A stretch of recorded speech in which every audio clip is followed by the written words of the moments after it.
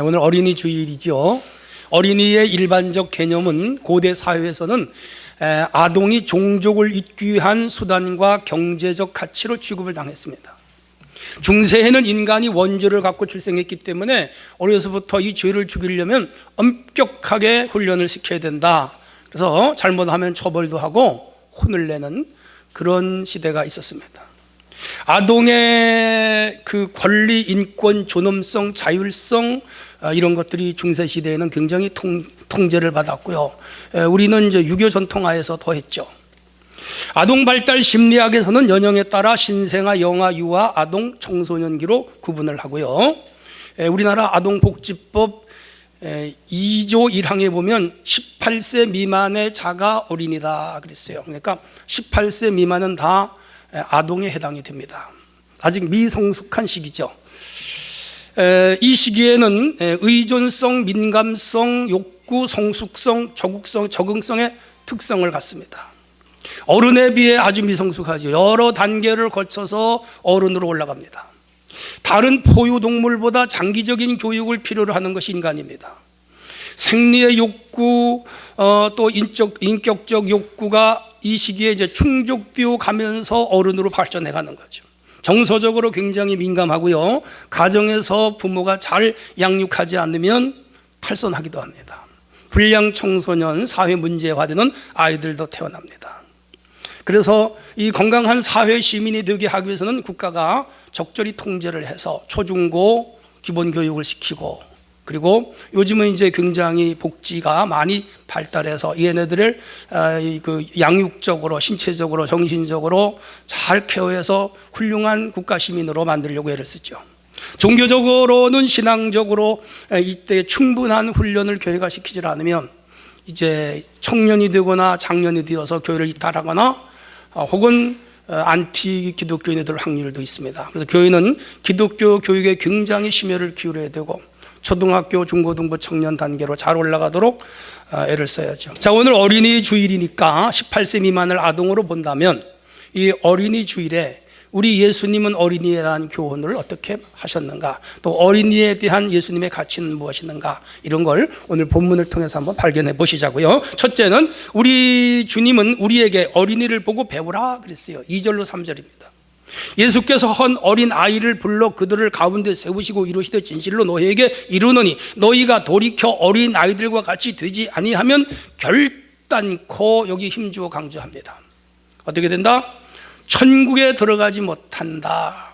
천국에 들어가려면 어린아이를 닮아라 그 말이죠. 예수님 제자들이 예수님을 따른 지 3년쯤 되어 갈 때에 내부적 갈등이 점차 표면화됐어요. 예수님의 제자 12이 성자가 아니에요. 훌륭한 모습이 아니에요. 마지막엔 그렇게 됐는데 예수님 따를 때는 굉장히 세속적이고 인간적이었어요. 뭐예요? 예수님이 왕이 된다고 믿은 거죠, 이스라엘에. 그러면 직업과 가정과 삶을 포기하고 따랐는데 이제 우리가 어떤 자리에 올라가는가예요. 우리나라로 말하면 누가 총리하고 누가 국회의장하고 누가 판사하고 누가 뭐 이렇게 장관 해먹느냐 그 말이죠. 그래서 헤게모니가 있었어요. 굉장히 이것이 내부적으로 심했습니다. 예수님 마지막 죽던 전날 저녁 만찬 자리에서도 이거 헤게모니 했어요. 싸웠죠. 인간은 서열을 세워요. 어쩌면 당연한 건지도 몰라요. 이익을 챙기려는 거죠. 이건 습성화가 되어 있습니다. 그래서 이 예수님을 따르긴 따르지만 이때까지는 세속적 욕망으로 주님을 따른 겁니다. 뭐 숭고한 제자, 하나님 나라, 무슨 뭐 성자, 그런 건 이 사람들에게 없었어요. 그냥 예수님으로 통해서 한몫 보자, 한 자리 해먹자, 출세해보자, 그들이 꿈이었고, 더 나가면 로마로부터 저분을 통하여 우리가 해방을 할 수 있지 않겠는가 하는 어떤 독립국가 뭐 이런 걸 생각했죠. 자, 그런데 예수님의 생각과는 전혀 딴 길로 걸어가는 그들이에요. 해서 예수님이 기가 찼죠.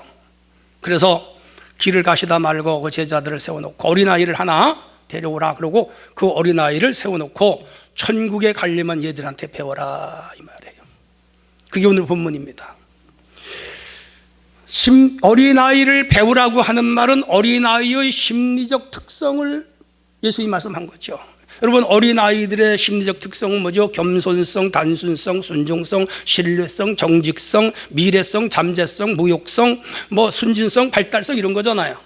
이런 것이 어린아이들에게 있는데 이런 걸 제발 좀 배워라. 어른하고는 달라요.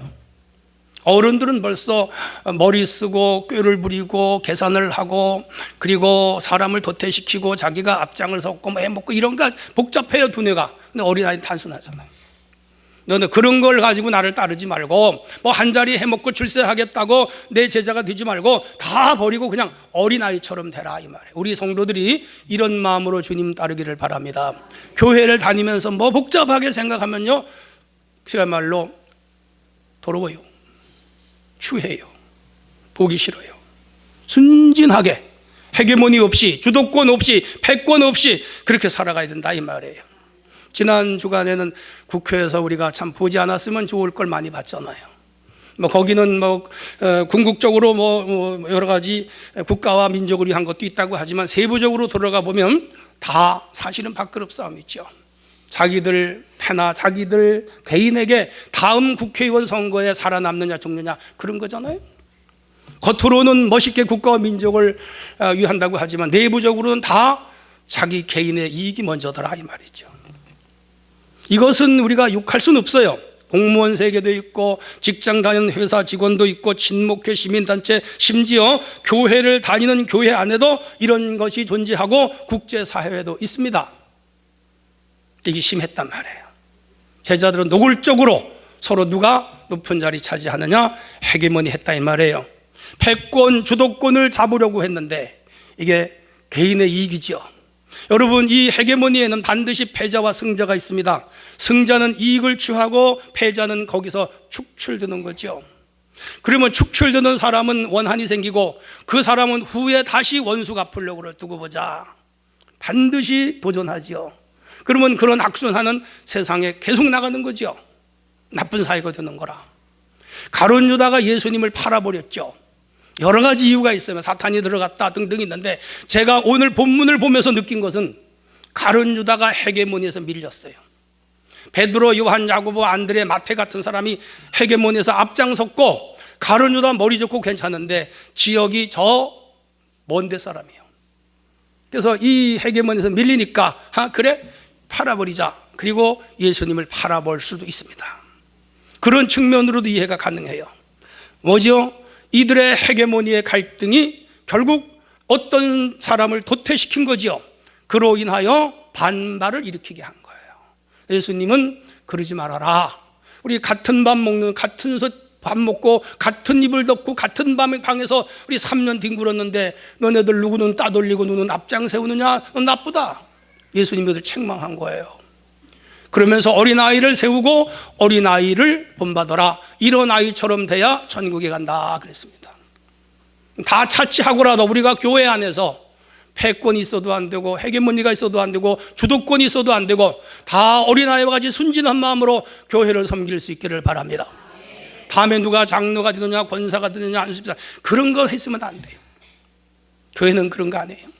여기서 내가 오래됐으니까 내가 어른이고 여기서 내가 직분이 이거니까 나를 대접하라 그러면 안 돼.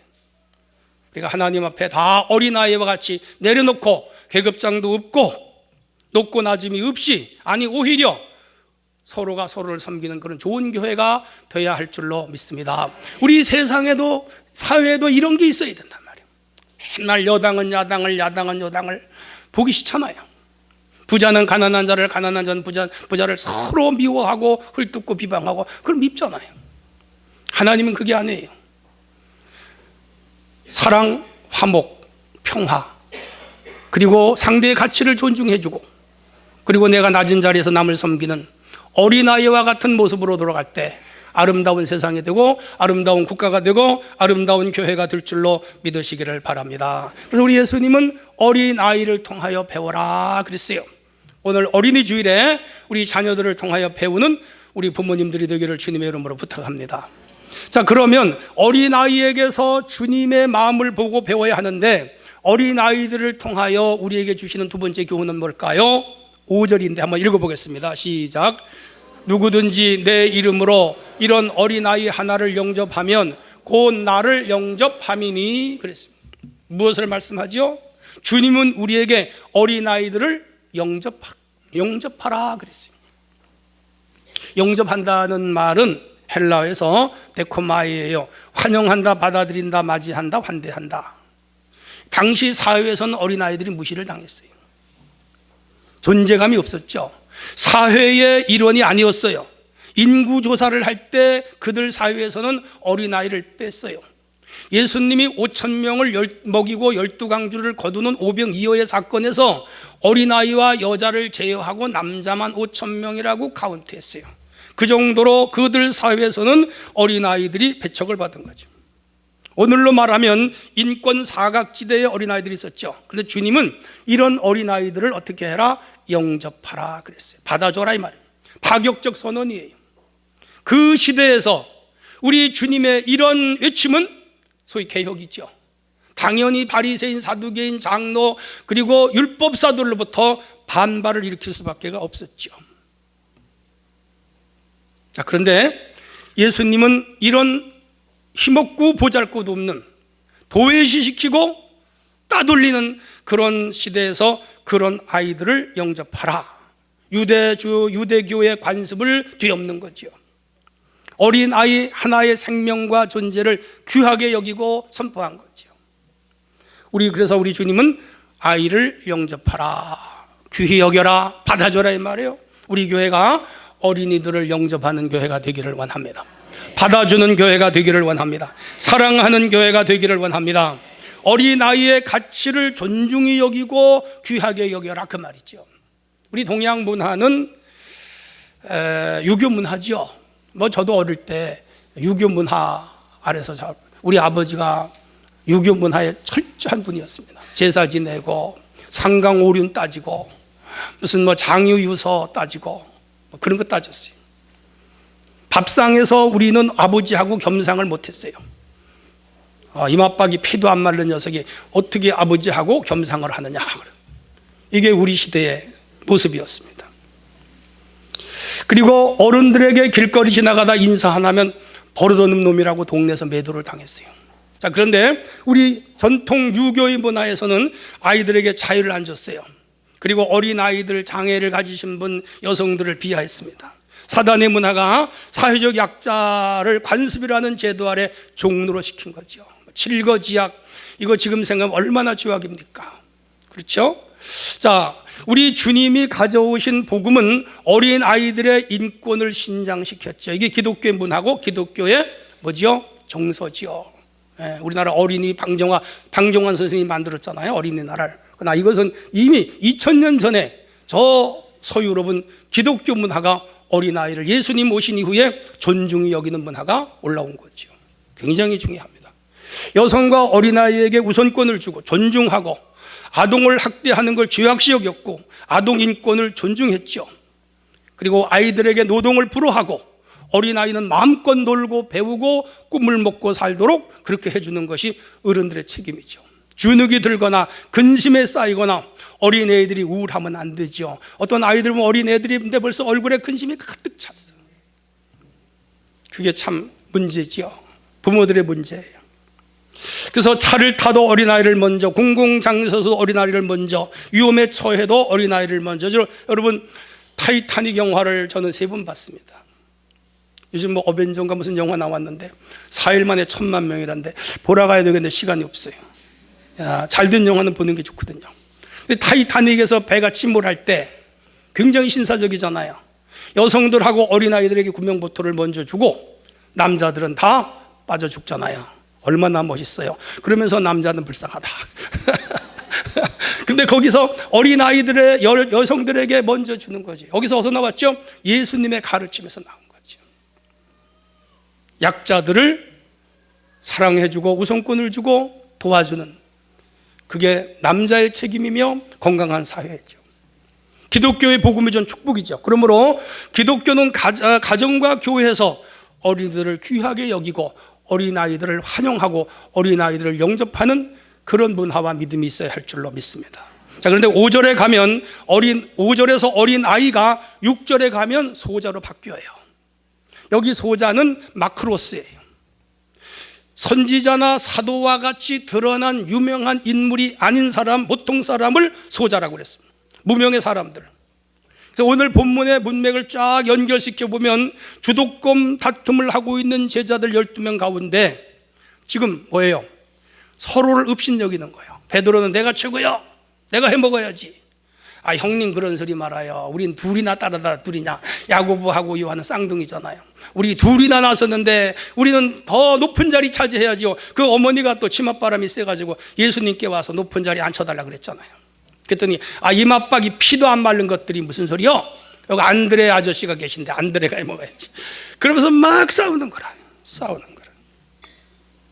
예수님은 너희들 서로 야교 다툼하지 말고 지극히 너희들 작은 자라 할지라도 서로를 귀히 여기고 존중해라 가르치는 거예요. 여러분, 우리는 이 어린이를 사랑하신 주님을 통하여 낮은 자들을 아끼고 귀히 여기는 사람들이 되어야 할 줄로 믿습니다. 할렐루야. 그래서 여기 이 소자는 마크로스, 업신여기지 말라. 우리가 교회를 섬기면서 가난하다고, 못 배웠다고, 돈이 없다고, 장애가 있다고, 혹은 좀 부족하다고 업신여긴다면, 믿음이 없다고, 늦게 왔다고 업신여긴다면 그건 교회가 아니에요. 오히려 어린아이를 존중하고 영접하듯이 우리보다 약한 사람을 더 존중히 여길 줄 아는 그런 교회가 돼야 할 줄로 믿습니다. 어차피 인간 세상은 강자와 약자가 같이 살아요. 공존해야 돼요.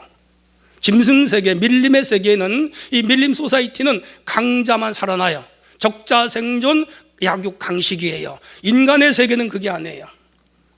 스포츠처럼 법도 지배해야 되지만 여기 하모니처럼 조화를 이루면서 서로를 귀히 여기고 서로의 각자의 개성을 존중해주고 각자의 인격을 높여주며 서로 공존하는 그런 아름다운 사회가 하나님 나라인 줄로 믿으시기를 바랍니다. 할렐루야. 우리 사회에는 병든 이들이 있습니다. 가난한 분들이 있습니다. 정신적으로 고통당하는 분들이 있습니다. 육체적 장애를 가진 분들도 있습니다. 물론 이런 분들은 국가가 정책적으로 도와주는 건 맞아요. 그래서 국가가 이들의 인격과 경제, 생활 기본권을 보장해주고 사회복지가 잘 되도록 정책적으로 만들어야 되는 굉장히 중요하고요. 또 우리 각자들은 열심히, 건강한 사람은 돈을 벌어 세금을 내고, 또 국가의 이런 좋은 정책은 적극 협조를 해서 모두가 공존하며 잘 사는 그런 사회를 만들어가는 것은 우리 모두의 책임이며 교회의 책임도 있는 줄로 믿으시기를 바랍니다. 할렐루야. 특별히 교회 안에 약자들이 있을 수 있습니다. 믿음이 어린 사람들 도와줘야죠. 상처받지 않도록 배려해야 되고요. 교회 안에 잘 적응하도록 도와줘야 되고요.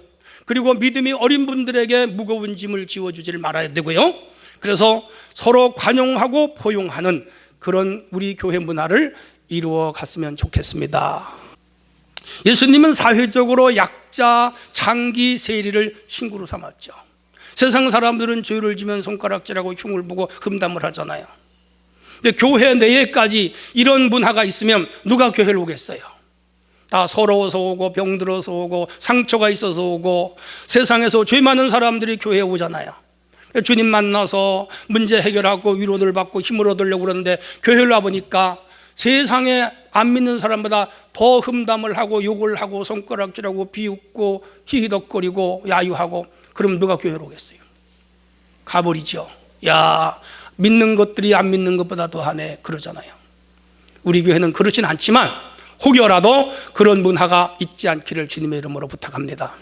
할렐루야. 그래서 우리 주님은 이 죄에 눌려 죽을 영혼들을 위하여 십자가를 지고 죽으셨잖아요. 그리고 모든 죄를 예수님의 피로 씻어주셨잖아요. 죄와 마귀의 노예가 된 인간들을 구원했잖아요. 누구든지 다 오라. 수고하고 무거운 짐진 자들아 다 내게로 오라. 내가 너희를 쉬게 하리라. 나는 마음이 온유하고 겸손하니 나의 멍에를 메고 내게 배우라. 그리하면 쉼을 얻으리니 이는 내 멍에는 쉽고 내 짐은 가볍다 그랬잖아요. 여러분, 주님 앞에 나와서 누구든지 자기의 짐을 내려놓고 마음의 평안, 삶의 위로와 미래에 대한 꿈과 희망을 갖게 해주는 것이 교회인 줄로 믿습니다. 해서 우리의 책임은 뭐예요? 지극히 작은 소자 하나를 받아주는 교회가 되기를 원합니다.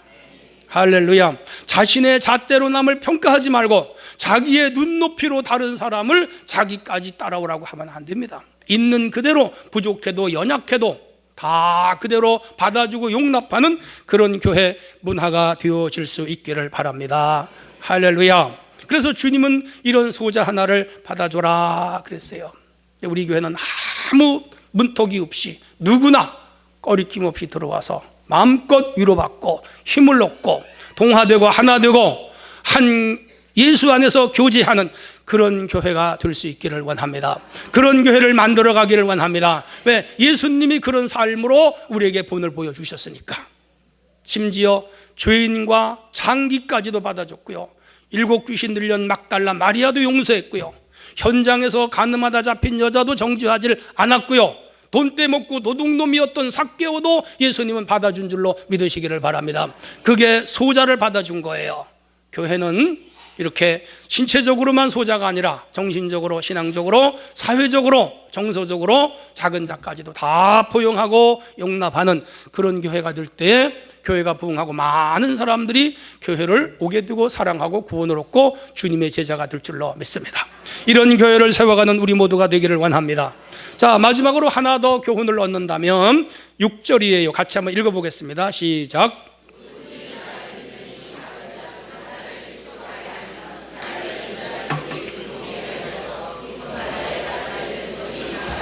아멘. 무슨 말씀이죠? 주님은 우리들에게 작은 자를 실족하지 않게 하라 하신다, 그 말이에요. 여기 실족이라는 말은 스칸달리죠. 스캔들이라는 말이 여기서 나왔습니다. 범죄하게 하다 거침돌이 되다, 그 말이에요. 이 말씀의 의미는 보호받을 사람을 보호해주지 않아서 그 사람이 보호를 받지를 못해서 죄를 짓는다면 그가 짓는 죄로 인해서 그를 보호해주지 않은 사람에게 책임이 있다, 이 말이에요. 만약에 어린 아이를 부모님이 보호를 안 해줘서 그 아이가 탈선하여 세상에 나가서 나쁜 짓을 하는 사람이 된다면 그 스캔달리죠 한 거예요. 실족게 한 거예요. 누가? 부모가 한 거예요. 우리가 교회에서도 우리가 상대방을 실족하게 하여 넘어뜨리면, 그가 믿음 생활을 안 하면, 교회를 안 다니면, 영원한 마귀의 자녀가 되면 그 책임이 우리에게 있다, 이 말이에요. 여기에 소자는 신체적으로 소자가, 연형적으로 소자가 아니라 정신적으로, 영적으로, 정서적으로 소자를 말하는 거예요. 고로 오늘 우리 모두는 나보다 연약한 지체들을 긍휼히 여기고 사랑해요. 그가 믿음에 바로 서도록 이끌어줘야 할 의무와 사명이 있음을 믿으시기를 바랍니다. 몇 년 전에 부천에서는 어린아이 몇 명이 부모들의 잘못으로 죽었죠. 어린아이를 학대하거나 어린아이를 방에다가 가두고 방치해서 죽는 일이 있었습니다. 슬픈 일이죠. 이게 스캔달리죠 마이, 실족해 한 겁니다. 국가와 사회, 부모, 어른들은 어린이와 청소년들이 밝고 건강하게 살게 하도록 해줄 의무와 책임이 있는 거죠. 그래서 우리 부모님들은 좀 힘이 들어도 어린아이들을 잘 케어하셔야 됩니다.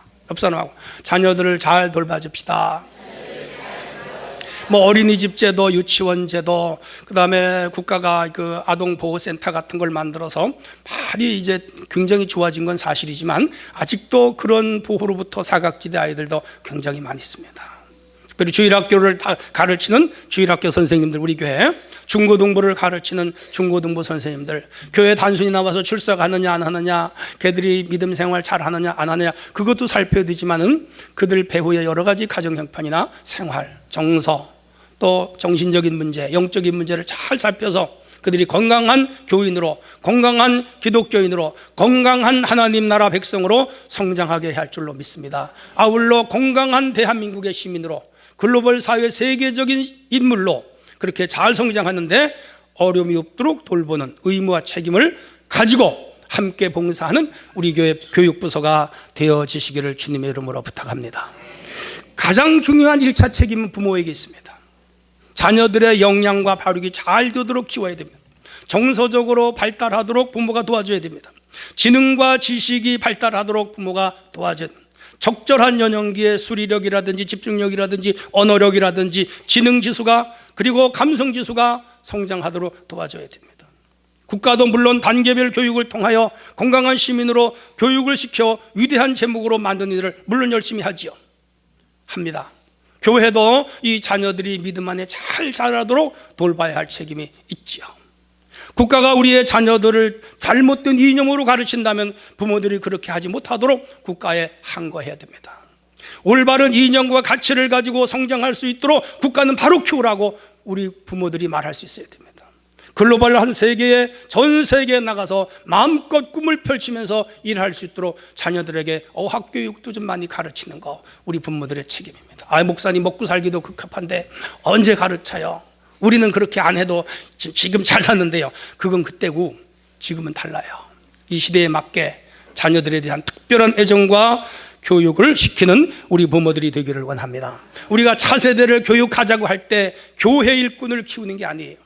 차세대를 키우자고 하는 것은 이 사회에 나가서 쓸만한 일꾼으로, 우리 국가의 훌륭한 일꾼으로, 시민사회의 상식적인 인간으로, 그리고 신앙을 가지고 우리가 사는 삶의 환경을 바꾸어 가는 인물로 키우는 것이 우리 교회가 하는 일인 줄로 믿으시기를 바랍니다. 우리 교회가 열심히 키워서 우리 교회 다음 일꾼을 시집가고 장가가도 다 여기 다녀야 되고, 그게 아니잖아요. 우리의 책임은 한 인간이 기독교라고 하는 신앙을 가지고 국가, 민족, 사회, 인류 공영에 얼마나 상식적인 그러한 그 마인드를 가지고 세상에 나가서 멋있게 살아가느냐, 그걸 키우는 게 교회죠. 전인 인간을 키우는 거예요. 이런 큰 목표를 가지고 우리가 열심히 기독교 교육하는 우리 교회가 되기를 원합니다. 자녀들이 초, 중, 고, 대학 생활에서도 나쁜 이념에 빠지지 않도록 부모들이 돌봐줘야 됩니다. 책임이에요. 이단 동아리가 대학에 얼마나 많은지 아세요? 신천지 동아리, 하나님의 교회 동아리, 통일교 동아리 이런 게 있어요. 거기에 끌려 들어가면 이 아이들이 다 삐딱한 사상을 가지고 안티가 되는 거죠. 70년대 80년 무슨 주사파 이런 이념 교육을 시켜가지고 걔들이 사회를 혼란스럽게 한 것도 있잖아요. 10절에 보면 삼가 이 작은 자 중에 하나라도 업신여기지 말라 너에게 말하노니 그들의 천사들이 하늘에서 계신 내 아버지 얼굴을 비옵느니라. 소자들에게 수호 천사가 있다는 거죠. 그리고 그 자녀, 그 어린 그 한 사람의 수호 천사가 하나님 보호자에서 그 하나님의 얼굴을 뵙는 거예요. 근데 부모가 자녀를 학대한다든지 돌보지 않으면 그 천사가 주님께 보고하겠죠. 지금 저 부모가 저 아이 잘못 키우고 있습니다. 그렇게 하지 말라 이 말이에요. 여기 본문 말씀이 그 말씀이에요.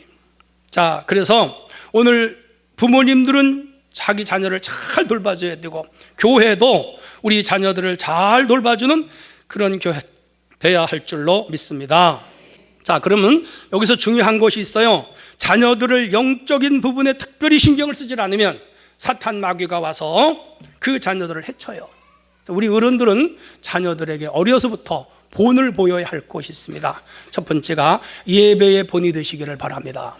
자녀들에게 예배 드려라 하지 말고 그냥 어른이 예배를 잘 드리면 그 자녀들은 따라서 예배 생활을 하게 됩니다. 좀 더디긴 해요. 근데 다 마지막에는 돌아오게 돼 있어요. 기도해라, 기도해자 하지 말고 부모님이 먼저 기도 생활을 하면 새벽 기도도 나가고 철야 기도도 가고 교회 기도에 가면 그 자녀들이 보고 배워요. 낙숫물 소리, 낙숫물에 돌이 파이듯이 자동적으로 나이가 먹으면 인식하게 되어 있어요. 기도로 본을 보이는 우리 어른들이 되시기를 바랍니다. 부모가 교회에 대하여 비판적이면 그 아이들은 마지막에 다 타락합니다. 자녀들 앞에서 교회를 비판적인 부모가 되지 않기를 주님의 이름으로 부탁합니다. 죽입니다. 그 영혼을 완전히 죽여서 평생도록 그 애들이 신앙생활을 제대로 못해요. 비판 기능만 발전했고요, 긍정적이고 신앙적인 요소는 죽어버려서 그래요. 중요합니다. 부모가 교회를 열심히 섬기면 자녀들은 주님과 교회를 섬기는 모습을 봅니다. 좋은 부모, 본이 되는 부모가 되시기를 바랍니다. 부모가 신앙생활이 본이 되질 않으면 그 자녀들은 따라하지 않습니다. 그래서 본이 안 되면 그 자녀들의 신앙은 세상으로 나가요. 부모들이 언어 행실에 항상 신앙적인 본을 보여주시기를 바랍니다. 부모가 이율배반적인 삶을 살면 그 자녀들은 우리 아버지 권사님인데, 우리 아버지 안수집사인데, 우리 아버지 장로님인데 너무 이율배반적이다, 그러면 걔네의 영혼을 죽이는 거죠. 그렇게 되지 않기를 바랍니다. 자, 그러면 저는 오늘 어린이 주일에 여러분에게 몇 가지 어른들에게 권고하고 싶은 게 있어요. 첫째, 자녀들을 위하여 하루에 15분 이상씩 부모님들은 기도하시기를 바랍니다. 기도하시기를 바랍니다. 앞으로 지속적으로 제가 말할 거예요. 하루 자녀들을 위하여 어떤 부모든지 15분 이상씩만 매일 하면 10년만 넘으면 그 자녀들의 삶이 크게 바뀌는 역사가 있음을 믿으시기를 바랍니다. 주일 예배 함께 드리시기 바랍니다. 그래서 우리가 매월 한 주씩 세대 간 통합 예배를 드리고, 오늘은 청년들하고 통합 예배, 다음에는 어린들하고 통합 예배, 그래서 어른과 아이들이 아우러 같이 예배 드리는 그런 모습으로 자녀들에게 자꾸 본을 보여줘서 자동적으로 교회의 하나가 되고 예배 생활에 익숙해지게 하는 것, 우리의 역할인 줄로 믿습니다. 부모님들은 교회에서 자녀들에게 한 가지 이상씩 봉사하도록 해줬으면 좋겠어요. 그래서 제가 우리 교육자들한테 청년부로 올라가면 무조건 주일학교 교사가 되든지 성가대원이 되든지 교회에서 무조건 한 가지 이상씩 봉사하게 배치해라. 그래서 지난해에 대학에 올라온 학생들은 100에 하나씩 봉사를 해요. 근데 이 아이들이 봉사하지 않고 5년 3년 다니면 결혼한 이후에는 교회를 떠나요. 그래서 이것은 부모들이 의무적으로 자녀들이 교회에 봉사하게 해주시기를 바라고요. 그 다음 성경을 읽도록 미션을 줘야 됩니다. 나이 먹어서 제가 지금 외워도 안 외워져. 근데 제가 청소년기에 외웠던 건 지금 다 구절이 암송이 되고, 그 암송된 말씀이 저를 지켜줘요. 맨날 그 말씀을 암송하고 새벽 기도할 때, 길을 걸어갈 때, 운전을 할 때 그 말씀이 나에게 얼마나 큰 힘이 든지 몰라요. 돈 억대보다 말씀의 파워가 나를 더 강하게 붙잡고 이끄는 힘이 있어요. 여러분, 자녀들에게 말씀을 읽게 해주시기를 바랍니다. 하나님의 말씀에는 무조건 순종하게 해야 돼요. 아브라함이 위대한 것은 아들 이삭을 바치라고 할 때에 죽여서라도 바치려고 했던 그 순종, 그것이 위대한 이삭을 만든 겁니다. 이스라엘의 모든 사람이 그렇게 사는 거예요. 오늘 우리가 이거를 가르쳐 주시기를 바랍니다. 긍정적인 마인드를 갖도록 하시고 한 가지 이상의 아름다운 꿈을 가지고 도전할 수 있는 자녀들로 키워가는 것, 부모의 책임이죠. 자, 이렇게 해서 오늘 어린이 주일에 우리 주님이 어린아이를 통한 교훈을 주셨습니다. 깊이 생각하시고 이제 하나님께 자녀들의 앞길을 책임져 주심을 믿고 맡기는 우리 부모가 되기를 원합니다. 확신을 가지시기를 바랍니다. 그리고 오늘 본문에 주신 말씀을 통하여 자녀들을 통하여 우리를 배우라고 말씀하시고, 어린 자녀들을, 소자를 영접하라 하신 말씀을 기억하시고, 더 나아가서 그 자녀들을 기독교적 인간으로 키울 때 그들이 이 사회, 국가, 민족, 사회, 인류를 위하여 일하는 봉사자들이 되며, 또 우리 한국교회와 우리 교회를 위하여 일하는 일꾼들이 되므로 다음 세대를 더 우리보다 멋있게 세워가고 살아가는 주인공이 되게 하는 은혜가 우리 모두에게 있어야 할 줄로 믿습니다. 하나님의 은혜가 충만하시기를 바랍니다.